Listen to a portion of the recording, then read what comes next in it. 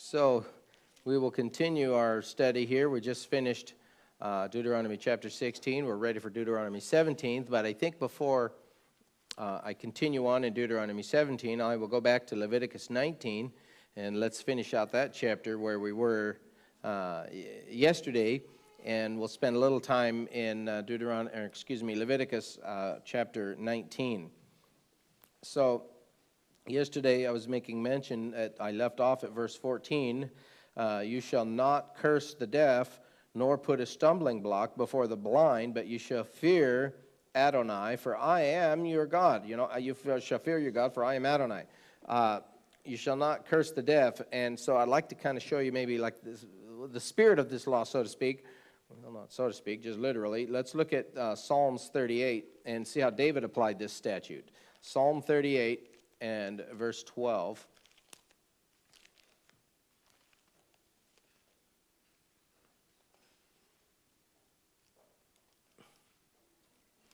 Psalm 38 and verse 12. So David says, those who seek my life lay snares for me. Those who seek my hurt speak destruction, and they plan deception all day long. But I'm like a deaf man who doesn't hear. I'm like a mute man who doesn't open his mouth. Thus I am like a man who doesn't hear, and in whose mouth is no response. So he's equating the statute of do not curse the deaf. You know, hey, that means they can't hear. Generally, they're mute. They can't speak. You know, or it's very difficult for them to speak. I know today they have some fantastic signers and some of these things, which is a wonderful thing. And, you know, they have training and things like that where they can teach them to speak to a degree, and that's all good. But the principle here isn't about that. The principle is when David's saying, I'm like a deaf man. I can't hear. They're out here talking about me behind my back. They're saying things that I can't respond to. And that's the statute. That's the application of it. It's the same thing, not putting a stumbling block before the blind. It's exactly the same thing. How might you think about how that applies today, not to put a stumbling block before the blind? Well, you could say, you know, you blindsided somebody. You know, maybe you have a car and the transmission is weak. It's going to go out, but it hasn't gone out yet. And he's like, well, I better sell this car before it goes out. Let somebody else deal with it. You know, this kind of thing happens all the time. And so you find an unsuspecting buyer, you sell it for more than it's worth. If they knew the transmission was just about to go out and the value of the transmission is going to, you know, exceed the value that they're spending, hey, that is like stealing. That is putting a stumbling block before the blind.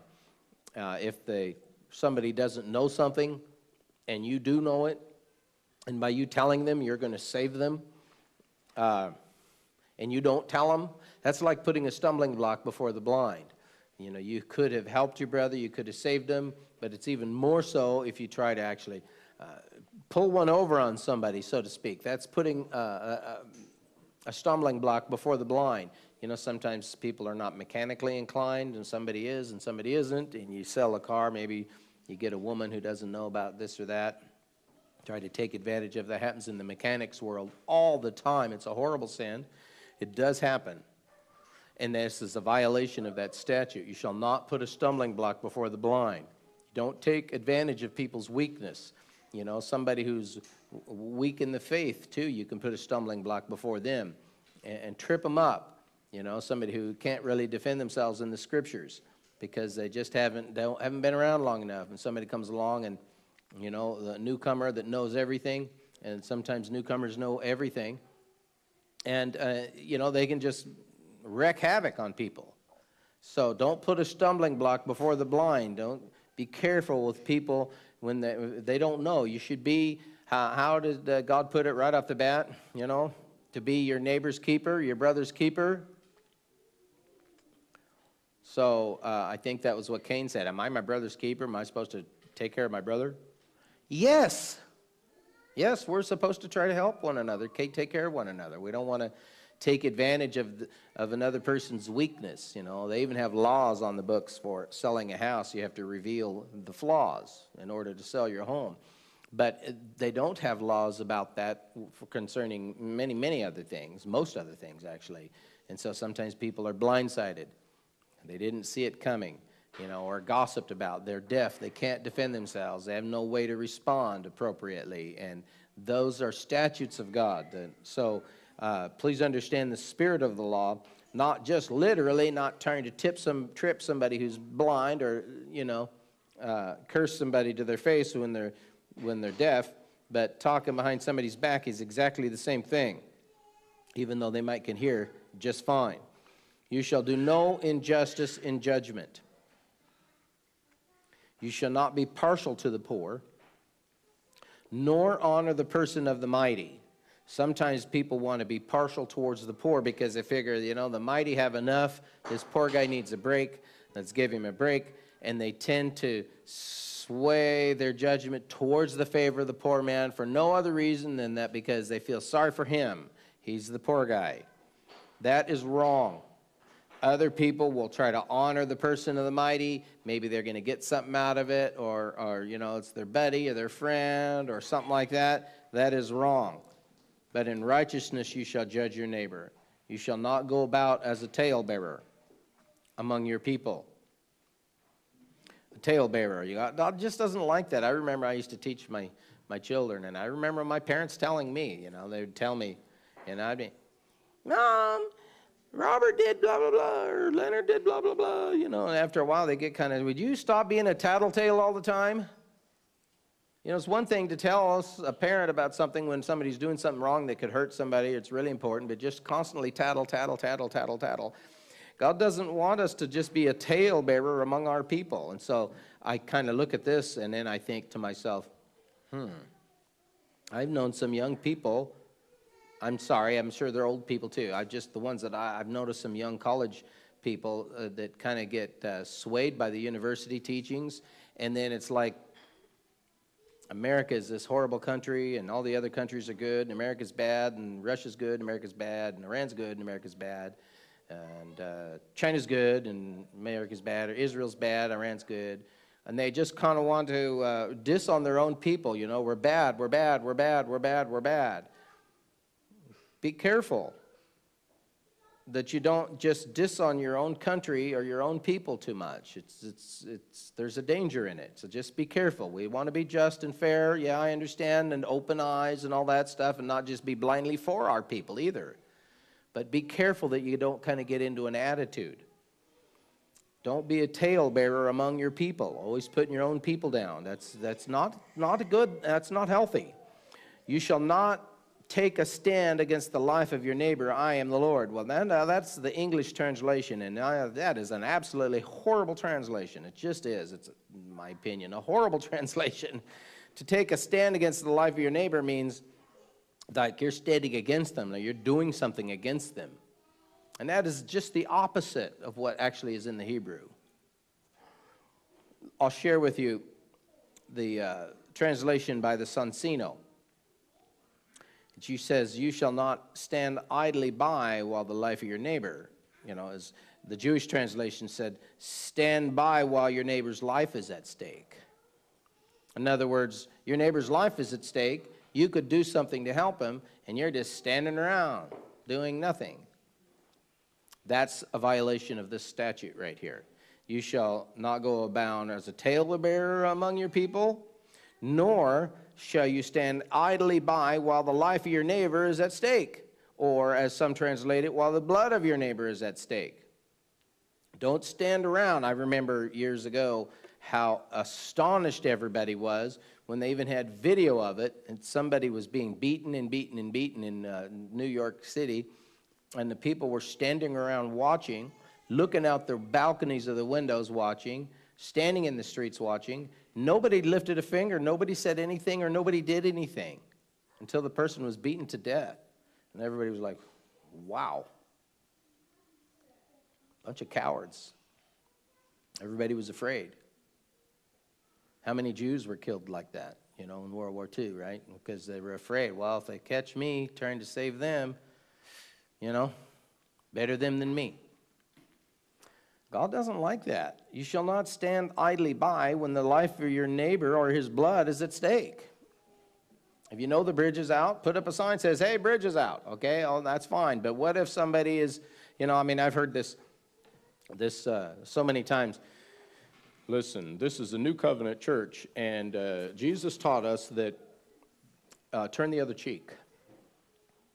And so if somebody's getting hurt, I'm going to pray for them. Okay, so your wife's being raped. You're going to stand there and, okay, just hang on, honey. I'm going to start praying right now. What are you supposed to do? I mean, really? Is that what it's talking about? Actually, you know what? Look at what Yeshua actually said. He said, if they smite you, he didn't say if they smite you on the cheek, turn the other cheek. That is not what it says. It does not say that. It does not say that. Show me where it says that. It doesn't say it. If they smite you on the cheek, turn the other cheek. Doesn't say it. Doesn't say if they smite you on one cheek, turn to them the other. Does not say that. Doesn't imply it. Doesn't mean it. What does it say? If they smite you on the right cheek. Well, what if they smack you on the left cheek? Then you can get them. But if they get you on the right, you're on your own, pal. So what does this mean if they smite you on the right cheek? Why the right cheek? Why was the right cheek specified? Because it was the custom of the people. We're thinking in English 2,000 years later, and we can get all mixed up. The custom of the people among the Hebrews. I remember that he who takes off his sandal, and they would take their sandal off, and all this kind of theft. It was a sign of disrespect to slap somebody on the right cheek. Now, the way this was done in the disrespect, to show them disrespect, was you'd give them a backhand. You just give them a backhand.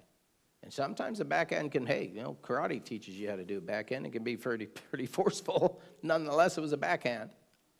And when you give somebody a backhand, since 90+% of the people in the world are right-handed, if you give somebody a backhand, they're facing you, you're facing them, you're going to show them disrespect, you hit them on the right cheek. That's the way a backhand works. It comes out, hits on the right cheek. They show you that kind of disrespect, turn the other cheek. Meaning, metaphorically, you aren't going to attack somebody because they show you disrespect and try to do them harm. It's not a violation of the statute that says don't stand idly by when the blood of your neighbor is at stake, or somebody smites you on the right cheek, stabs you in the back, harms your wife and children. You're supposed to stand around and pray for them because you can't go to war. You can't pick up an implement and protect your family. Balderdash. That is a bunch of rot talk. That is just ignorance. Sorry, it's well-meaning, goody two-shoe ignorance is what that is. It just is not what God says. I had a man in one of the congregations I pastored some years ago who was on a journey, and he was in a motel, and he was doing some insulation for some big company, and at night he was relaxing in his motel because it was on a trip, it wasn't his hometown, and so he was in a motel, and next door to his motel room, this woman started screaming, bloody murder, literally. She was screaming. So it's like, wow, okay, I got to check this out. So he runs out, goes next door. The door's ajar in the room where all the screaming's coming from. He pushed on it a little bit. There's this man standing over a woman, chopping her with a hatchet. Literally. She's guarding it and trying to save herself and everything, blood everywhere. Well, he had his gun with him. He pulled out his pistol and he told the guy, drop the hatchet. I looked at him, chopped her a couple more times. He cocked it and he said, drop the hatchet or I will fire. He looked at him, stopped again, turned around to chop again, and he shot him. He shot the guy. Killed him. Saved that woman's life. I'm the pastor. He's one of the members of the congregation I pastor. To the shame of that congregation, I had many, many people come up to me. Why are you letting that man continue to come to church, Mr. Haney? He pulled a gun. He who lives by the sword will die by the sword. Don't you know the scriptures? I can't believe you're letting him come back to church. Well, wait a second. What does the statute say? Didn't Yeshua say, I didn't come to change the law? It says, don't stand idly by when your neighbor's bleeding to death. Save their life. He did. He obeyed God. He saved their life. The police said, good job. Thank you. You saved her life. The whole community was all happy, but some people in the church that had a misunderstanding were kind of angry about it. I don't know. I'm just saying, what the Bible says is what matters to me, not my opinion and not your opinion. Don't stand idly by but hey, if you think you're going to live by the sword, that isn't going to be your safety or your protection. I mean, I get it, I do.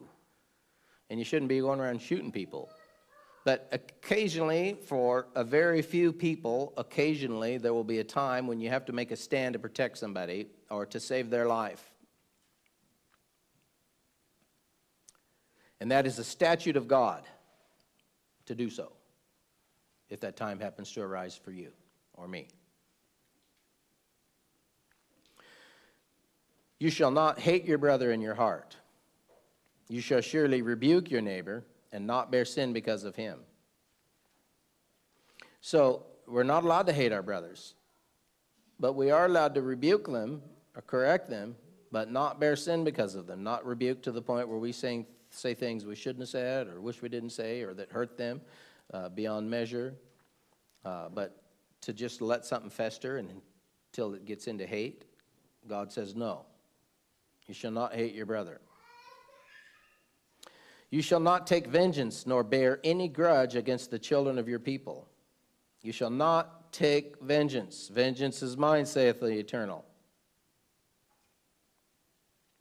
Nor bear any grudge against the children of your people. But you shall love your neighbor as yourself. People think, well, the statutes are done away with. But you know, they asked Yeshua in Matthew 22, Verse 38, they said, what's the greatest commandment in all the Bible? And Messiah said, we shall love God with all your heart. Shema Israel, actually he said, Shema Israel. You shall love the Lord your God with all your heart, all your soul, all your mind, and all your strength. And you shall love your neighbor as yourself. He quoted the statute from Leviticus 19, verse 18, as being like unto the greatest commandment in all God's word, to love your neighbor. So if you love your neighbor, you're not going to stand idly by when their life is at stake. Doesn't mean that you need to jump in. You know, there's another proverb that says, he who meddles in a matter not his own is like a man who grabs a mad dog by the ears. If you've ever had a mad dog by the ears, you don't want to let go because he's going to chew your face off. But the longer you hold on to your ears, the more angry he gets at you. So the faster you can let go, the better off you are. And as soon as you let go, you're in big trouble. So that's kind of like, what do they call it, being stuck between a rock and a hard place, you know? But that's the analogy that Solomon gave, you know. Meddling in somebody else's affairs is like somebody grabbing a mad dog by the ears. So make sure that somebody's really got their life at stake before you go intervening. Is a husband and a wife having a spat or two brothers having a spat? I learned a long time ago, man, two brothers can be having a spat, and you jump in between one of them, and all of a sudden both of them are against you. I mean, there were so many times when me and my brothers would be, because I had three brothers, you know, and we were always, all four of us boys were fighting about something, but let somebody else intervene, and all of a sudden all us brothers, everything was instantly forgotten and made up, and we were all one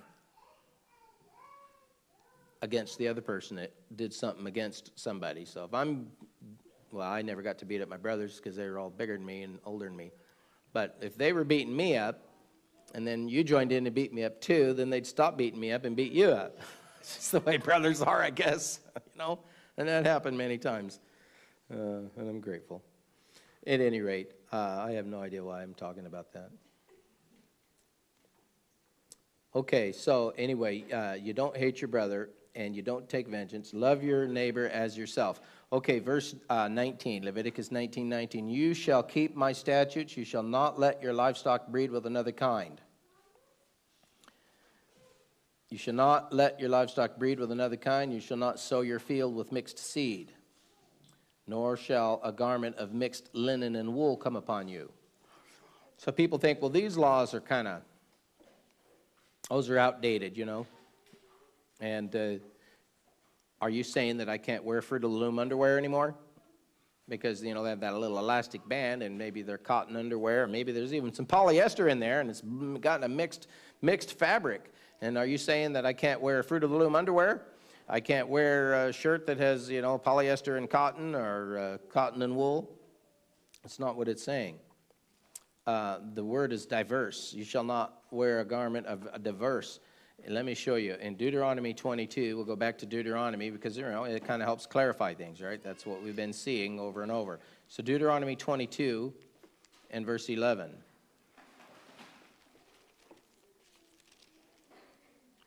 Deuteronomy 22 and verse 11. You shall not wear a garment of diverse sorts. That's the key word. Now, so Deuteronomy adds that instead of just saying mixed, it adds it. It's not just talking about mixing stuff, but it's talking about mixing stuff that doesn't go well together. It's not that you can't mix things, just don't mix things that are opposed to one another. That's the key word, and that's added in Deuteronomy. Shall not wear a garment of diverse or different, not just something that's different in the English way, but something that is going to differ in a way that it's competitive, or it's not complementary, it's going to hurt. Such as wool and linen mixed together. So wool and linen, when they're mixed together, they create an energy that causes you to sweat. And the priests were told not to wear garments of wool and linen mixed together because it causes an irritation on the skin and it creates an energy. Then it causes you to sweat even when you're not hot. It just makes you more sweaty. And the priests' garments would get soiled and dirty faster. And so they were told, don't wear these garments. But it was also something that the pagans did because they recognized a certain energy in linen and wool mixed together. And there was something dynamic about it, something extraordinary about it, and they liked it and used it for religious reasons, and it was a pagan thing. And so God says, don't follow those customs. Don't wear things that are diverse in nature. Don't put animals together that are diverse in nature. Don't take an ox and an ass and put them together, because an ox is very strong, but he's got short legs, and he's a hard worker, and the ox will end up doing all the work, and the ass, he's got long legs, and he's like a different stride. It's like that game we play when we put two legs in a gunny sack, and the people that win those races are always people that have the same length legs. They may not be the same height. They have to have the same leg length, not the same head height. But you measure the legs, and then their stride is the same, and they can win those races, right? But you get somebody who's really got short legs and somebody with tall legs, they're going to be tripping and falling all over the place. And we can laugh about that, how much fun we have playing that game. But in real life, do you want to have that happening to yourself all the time? Because you got yourself in a partnership in business, and this partner wants to do this, and you want to do that? Or you get yourself married to somebody who doesn't really love God, doesn't want to follow God, or they're not messianically oriented, and you're messianically oriented, and you're constantly at strife with each other, or things of that nature. Do you want that? No. And so God says, a principle here, don't let your livestock breed with another kind. Don't sow your field with mixed seed. It doesn't mean that you can't have, a row of, bell peppers, and then over here I'm going to have some tomatoes in my garden, and then over here I have some green beans. Oh, you sinner, you're violating the law. You can only grow green beans, or you can only grow carrots. Don't put anything else in the ground next to each other. That's not what it's saying. But it's talking about a field of diverse seed, as it clarifies it in the book of Deuteronomy, things that are opposed to one another. So there are certain things that when you grow it, they work against a crop that's nearby or next to it or something like that. And there are things that when you plant them, they'll leave residues in the ground, which is okay for that particular plant, but when you come and plant something else, it doesn't like it. There are other things that will leave residues in the ground. When you plant it, it makes the next crop come in. Oh, it's like, oh, I love that residue. And so it complements it, and it builds it and makes it better, makes it stronger. People have learned how to plant different seeds, and certain things actually repel bugs naturally, and this kind of thing, and then they can complement one another. So that's the key, is that it's diverse, something that is opposed, something that is going to be complementary. Mixing your livestock breed with another kind, it doesn't mean that you can't various types of oxen. You know, they have Jerseys, they have Jerseys, and they have Angus and various types of cows, and you better not let a Jersey and an Angus come together. That's not what it's talking about.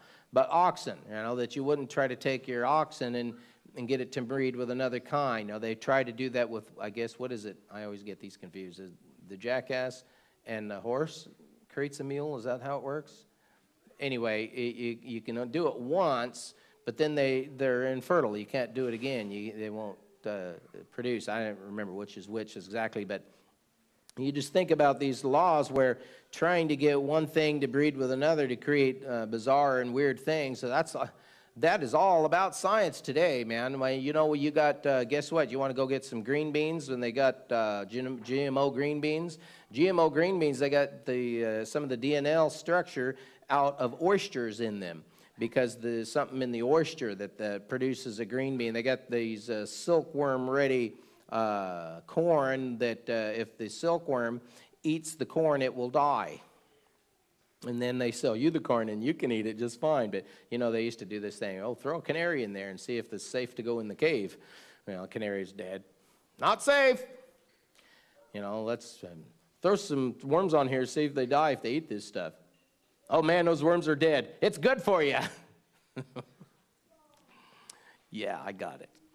Anyway, the spirit of that law, you just think about the spirit of that law. Somebody who's in bioengineering, somebody who's a young student going into bioengineering, and they want to get a degree in bioengineering and start working for companies like, I don't need to mention different companies, but think about it. And you want to create species new, you know, take the DNA from a spider and combine it, and they took DNA from spiders and they combine it to goats so they can milk the goat. And when they milk the goat, they get silk. And out of that, they can make body armor from goat's milk. It's perverse. God says, don't do that. You know, I always wonder, how did the dinosaurs ever get to be so twisted and warped and huge and out of proportion? You know, sometimes people get really sick. I'm so sorry. I'm not making fun of it. I'm just saying sometimes people get, what's that called, elephant feet, and sometimes they get these grotesquely, incredibly huge feet, and people just grow and grow and grow and grow.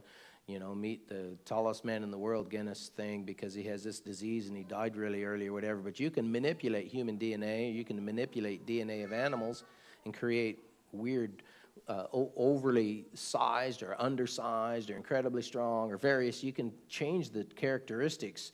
And, you know, when you're doing that as smart breeding within the kind, and that's good, but there's a way to pervert that. I think the spirit of that law has amazing application today, and it's being violated, and people are getting all kinds of cancers and diseases and sicknesses, and they don't know why. But look at the foods we're eating. Try getting something that's not GMO. It's very difficult anymore. It's amazing. This is God's law. Whoever lies carnally with a woman who is betrothed as a concubine, verse 20, to another man who has not at all been redeemed nor given her freedom, for this there shall be scourging. But they shall not be put to death because she was not free. In other words, somebody who has a slave and she's not free, and he lies with her and they're not married, then they would get scourged. In other words, whipped. They would be punished. They would be corrected, but not the death penalty, because she wasn't free. She wasn't free like a free woman to be able to say no, you know, and so because of that, they would spare her life. She wasn't free, and so we're not going to treat her like we would a free woman and give her the same penalty. So that's what that's all about. And he shall bring the trespass offering to the Eternal at the door of the tabernacle of meeting as a ram, as a trespass offering. And there are other things that would have to be done for the woman, and they're in other places of Torah. The priest shall make atonement, that was before her, not against her. Anyway, the priest shall make atonement for him with the ram of the trespass offering before the Eternal for his sin, which he has done, and the sin which he has done shall be forgiven him. And when you come into the land and you've planted all kinds of trees for food. You shall count the fruit of those trees uncircumcised. 3 years it shall be counted as uncircumcised, or unclean, in other words. It shall not be eaten. Now, this is a principle. But in the 4th year, all of the fruit shall be holy, a praise to the Eternal. And in the 5th year, you may eat the fruit, that its yield may be to you as increase. I am the Eternal, your God. Now, how is this applied today? Well, if you plant an orchard, which I've planted several orchards, and when I plant one, for the first, a tree that's 3 years old, I don't eat the fruit of it. As a matter of fact, I usually, if I'm careful, I try to pick off the buds, and so that the tree doesn't even try to produce fruit. I want that tree to put its energy into being a healthy tree. The tree to produce its energy and to be a healthy tree rather than in producing fruit. So that's what they did. They would leave them alone for the first 3 years, and in the 4th year, when the tree is old enough to begin to produce fruit, now the tree is able to produce fruit. It's 4 years old. It's got a certain level of maturity. Now, what is first? God is first. God is first always. God is always first. God is first always. God is always first under every circumstance, without exception, period. God is first.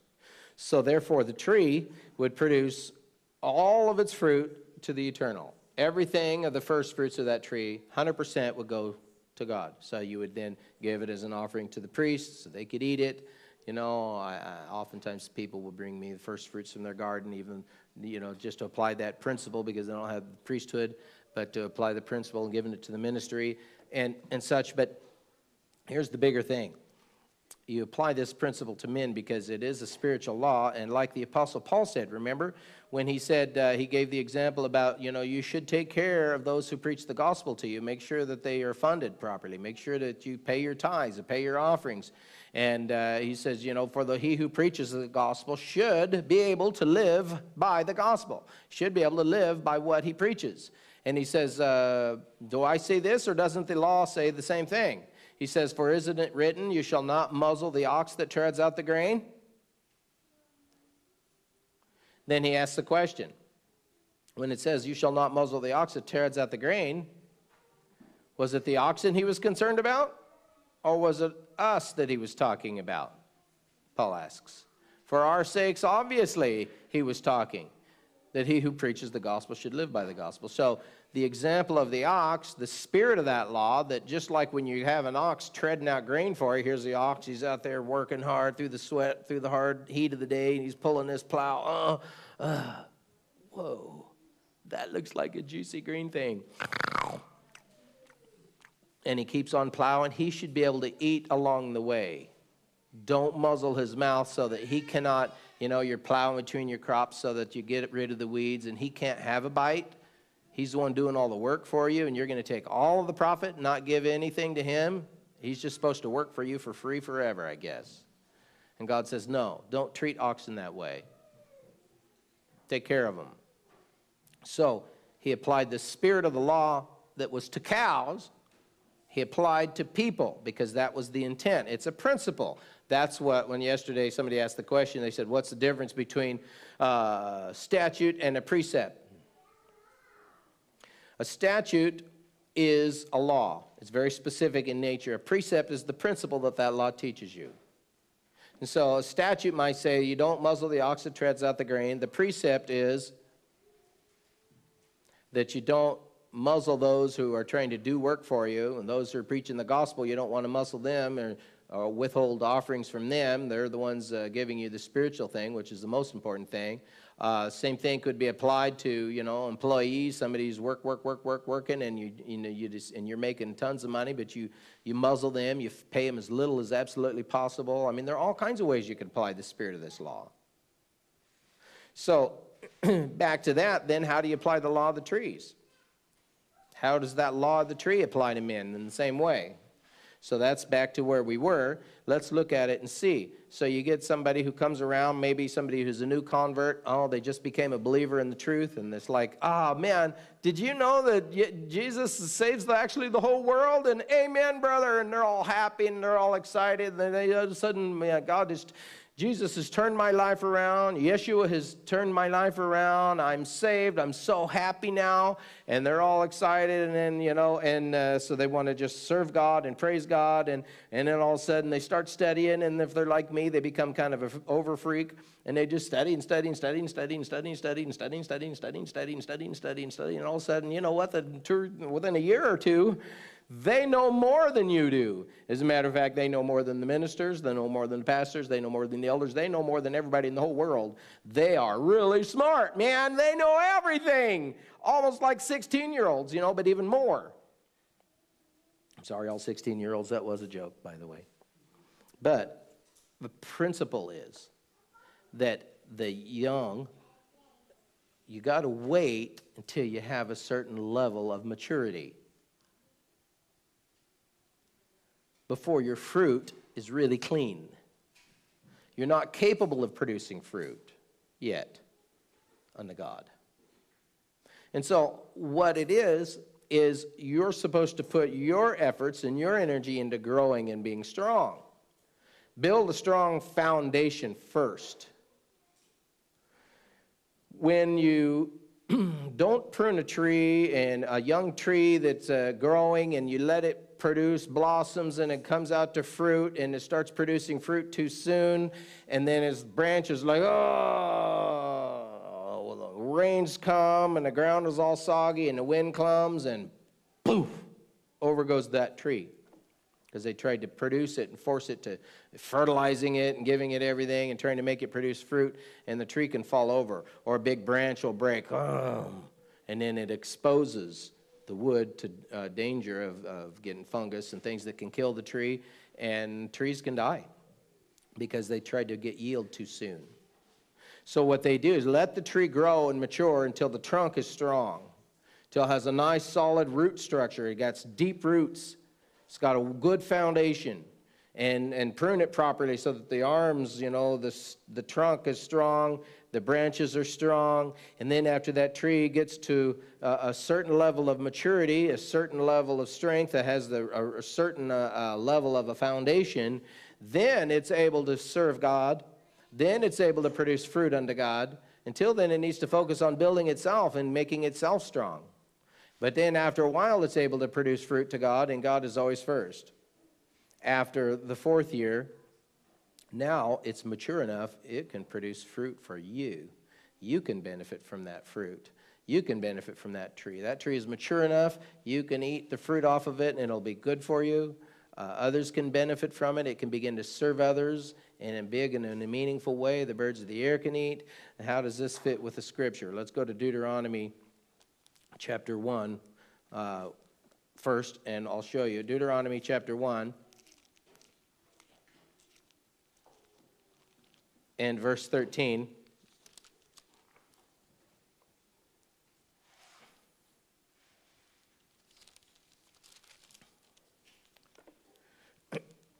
Moshe said, "Choose wise and understanding and knowledgeable men from among your tribes, and I will make them heads over you." So he taught the people to choose people that were wise, people of understanding, people of knowledge, people of principle, people that had established foundation. Let's go forward into 1 Timothy chapter 5 and see in the Brit Chadasha. 1 Timothy chapter 5.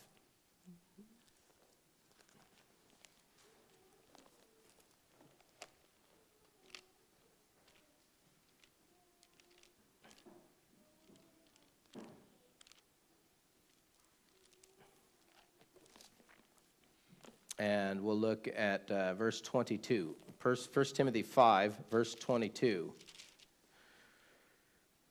He says, "Do not lay hands on anyone hastily, nor share in other people's sins." You don't want to lay hands on somebody and ordain them to any kind of an office too quickly, before they're ready, before they're mature enough. Even baptism. You don't want to baptize somebody before they really understand what the baptismal covenant is about. I mean, you can't tell them when they're ready to be baptized necessarily, but you just should at least make sure they understand what the baptismal covenant is about. And so you don't want to just lay hands on somebody too soon. Chapter 3, Timothy 3, back up a page there, chapter 3, and look at this in verse 1. This is a faithful saying. If somebody desires a position of a bishop or an elder or a teacher, he desires a good work, but a bishop then must be blameless, husband of one wife, temperate, sober-minded, good behavior, somebody who's hospitable. Well, how do you know if they're not old enough to have been hospitable? Able to teach. How do you know if they've never been able to teach, if they've never taught anybody? Temperate, if they're too young, I don't know. And given somebody who isn't given to wine, somebody who's not violent, somebody who's not greedy for money, but somebody who's gentle and not quarrelsome, not covetous. One who rules his own house well. Well, what if he's so young he has never had a household yet to rule well? Having his children in submission, doesn't even have any children. Or if a man does not know how to rule his own house, how's he going to take care of the house of God? Don't ordain a novice, verse 6. Not somebody who's a novice, lest being puffed up with pride, he fall into the same condemnation as the devil. And moreover, he must have a good testimony among those who are outside, lest he fall into reproach. So likewise deacons, and he goes on, So not a novice, not somebody who's, too young. That is the principle there. And there are other passages. Let me see, I might share one more with you in the New Testament as well. Let me just look real quickly here.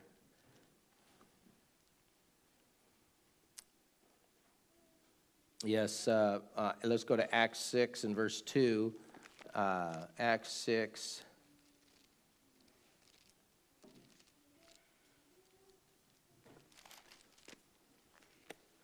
And verse 2. The 12 summoned the multitude of disciples and said, it's not desirable we should serve tables. I kind of shared this with you earlier in the feast, but seek out among you 7 men of good reputation, full of the Holy Spirit, whom we may appoint over the business. So they were men who had, they had a reputation, in other words.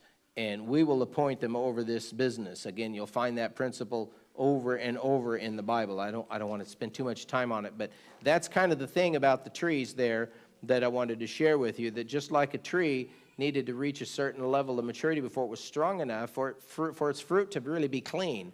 You ever had somebody who was really inexperienced in the gospel but thought they were capable of being in a teaching position, start trying to teach, and all of a sudden somebody who comes around who knows a lot more poses a question, and or they start giving out false information, and they just because they don't know.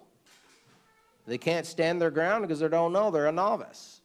So that's the principle of the trees, just like the principle of the ox is applied to people. All these statutes are for us to learn from in the spirit and the principle, the precept of it. Then I said to you, Deuteronomy, let's see, I got back where we were then. And that's not Deuteronomy, that was Leviticus, sorry. So I'm going to go back and try to finish that book of Leviticus now, or at least that chapter, Leviticus 19 then. So in the 5th year then, after it reaches that level of strength, its branches are strong, it can actually produce fruit that's good for others now. It just has to be a little bit more mature. You shall not, verse 26, Leviticus 19:26, you shall not eat anything with the blood, nor shall you practice divining or soothsaying. Often eating of the blood accompanied divining or soothsaying. And, this just kind of reminds me of divining or soothsaying. I'll just take a second, just approach something that's maybe kind of related. But, divining, most churches realize that divining is wrong. It's kind of interesting, but they say you don't really need to keep those statutes anymore.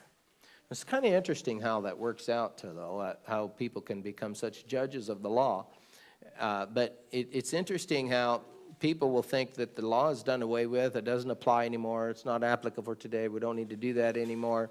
Well, and they don't teach the statutes, and they will specifically teach that you don't need to keep them. All you need to keep is maybe the 10 words, or maybe 9 of the 10. If they don't do the Sabbath, they'll tell you, just the 9 of them. The other one is just in spirit or in principle. But then you'll ask that same minister or that church member, you'll say, oh, so then is witchcraft okay? Oh, no. Well, why not? Oh, well, that's evil. But why is it evil? Well, it says so in the Bible. Yeah, but it's a statute, right? Yeah. Well, I thought you said you didn't keep the statutes. So people pick and choose. It's like, some Reformed synagogue, they were like, well, no, we don't do that anymore. But they still wouldn't think that going to a diviner or witch would be okay. And so people tend to pick and choose. They'll say, well, we don't keep the statutes. We don't teach the statutes anymore. But, I mean, we do believe in tithing. That's a statute. We don't think it's okay for people to fornicate, which means, a couple, a man and a woman, making love, right? And out of wedlock. See, you shall not commit adultery. It has nothing to do with fornication. Adultery is a married person involved. Fornication is when there's not a married person involved. If there's a married person involved, one of the two, then it's adultery. But if it's nobody's involved in nobody's married, then it's not adultery. So the Ten Commandments don't apply to that. So would you say it's okay to go out and have sex when, or whatever? Oh, no, we're not going to teach that. We don't believe that. Of course, a lot of them do believe that today, but, those that don't, they would say, oh, no, well, why not? Well, it's a statute. So they think, well, tithing, yeah, on that one, and fornication, yeah, we like that one, and how about clean and unclean meats? Maybe, yeah, maybe no. Most of them say, oh, no, you can eat pigs if you want to. Let's see, what's another one that people like? They like to show respect to the elderly, rise before the hoary head. You don't have to rise up. I guess maybe that one isn't such a good example. But, I mean, you can just kind of go down the list, and you'll find, actually, especially tithing, there are a lot of statutes. And even like, well, we keep Pesach, though. Well, that's a statute. So, actually, what they do is they cherry pick. People cherry pick which statutes they want to keep, which testimonies they want to keep. And they just cherry pick. Well, this one I'll keep, that one no, this one yes, that one no, this one yes, that one no, and yes. And that's what people do. Now, I do understand that Yeshua is a sacrifice once and for all. And so all things that have to do with cleansing, with forgiveness, with sacrificial, ceremonial purification, Yeshua has cleansed. You shall not call that which, God cleansed unclean. I get it. But it's here's a statute on you shall not practice divining or soothsaying. That's a statute. So, a lot of times people do keep the statutes, they just don't realize it, or at least some of them. But they just don't realize it because they haven't been taught. But they actually do believe, a lot of them anyway. And so it's just kind of interesting. They just don't recognize it because they're not familiar with Torah. They're only familiar with the New Testament. They just really don't spend time in Torah. And that's why they're ignorant about what the New Testament says, because the New Testament is based on Torah, not in violation of it. You shall not shave around the sides of your head. Well, that's kind of the one I talked about yesterday. Nor shall you disfigure the edges of your beard. Okay, now that's not talking about shaving. And the word in the Hebrew isn't talking about, I can shave like once in a while I might have a goatee, right? So, I mean, right now I don't have a goat, but sometimes I'll wear a goatee, And I had one lady, I was teaching the statutes, and then we were done and some years ago, and she said, I don't believe that. I don't believe you need to keep those laws. And yeah, okay. Well. And then she went on, she says, you don't keep them either. Oh, yeah. Well, I don't keep them perfectly, that's for sure. She says, well, it says you shouldn't shave your beard and you got a goatee. Well, if you just studied a little bit instead of just reading in English and thinking in English, maybe you'd realize that that's not actually what the Bible says at all. And it's perfectly okay if a man wants to shave part of his beard and have a goatee. That is perfectly fine. Doesn't have to, but it's okay if he wants to. It's not a violation of this law at all. Because the word is disfigure the edges of your beard. It has the word in Hebrew means to mar. It doesn't mean to cut hair. It means to mar the skin. That was when they would cut into the skin and they would leave these gash marks in the skin. It would cause the hair to either not grow or to grow in a particular manner according to how they gashed it. And they would mar it in a permanent way into the flesh. Not just trimming a beard and putting a goatee. But it is true that you don't want to shave this side part. And I kind of covered that already. So anyway, the word is disfigure. It means to mar, mar the skin. in the edges, to alter it. You shall not make any cuttings in your flesh for the dead, nor shall you tattoo any marks, not just cuttings for the dead, but any marks on you. I am the Eternal. God doesn't like tattoos. He just doesn't like them. Now, I know a lot of people like them, but God doesn't like them. And so I'm teaching what God likes. I'm not really interested in what we like. Verse 29, do not prostitute your daughter to cause her to be a harlot, lest the land be full of harlotry and become full of wickedness. Well, we can't even imagine things like that, but there are a lot of nations today, when they get poor, they sell their daughters into harlotry to try to make ends meet. And that happens right now. It's very, very sad. Anyway, this is the statute that God says, that is not right. You shall keep my Sabbaths and reverence my sanctuary. I am the Eternal. Give no regard to mediums or familiar spirits. Now, what does that mean? Show them no respect. Don't pay attention to what they're saying. Don't read the horoscopes. It's not appropriate to read them. Give no regard. Give them no respect. Doesn't mean you go out there and hit them or hate them or do anything against them. You love them.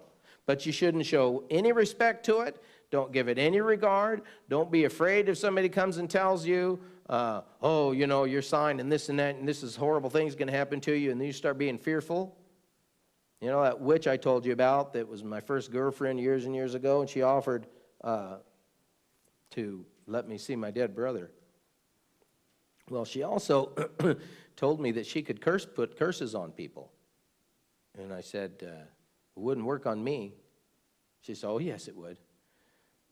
Oh, no, it wouldn't, because God wouldn't let it work on me. And it wouldn't work on me. And she said, yes, it would. I said, well, try it. We'll just see.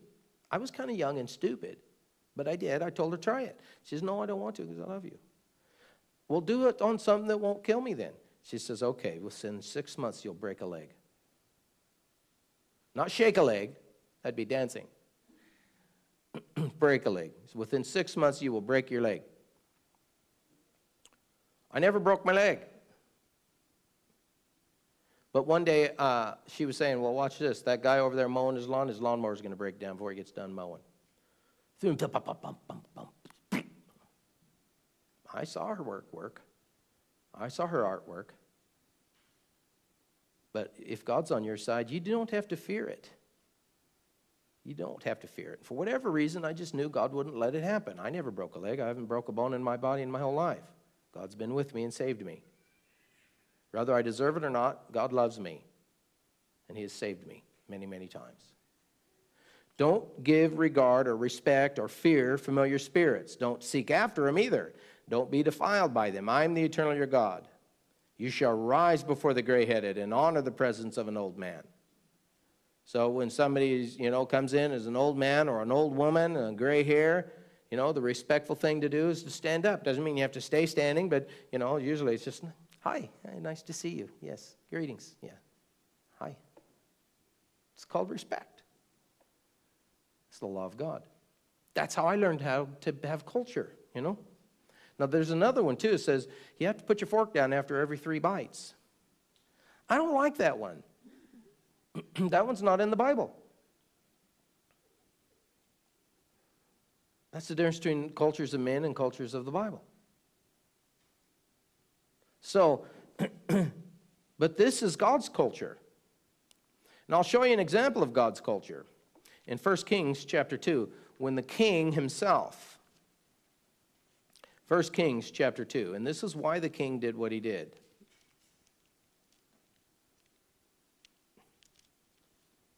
First Kings chapter 2. And verse 19. Bathsheba therefore went to King Solomon to speak to him for Adonijah, and the king rose up to meet her, and he bowed down to her, and then he sat down on his throne. Kings don't need to rise up off their throne to show you respect. But in this case, he did. And so he did. Rise before the gray-headed, honor the presence of an old man. In this case, it was his mother. He rose up off of his throne and showed her respect. Fear your God. Be afraid not to rise before the gray-headed.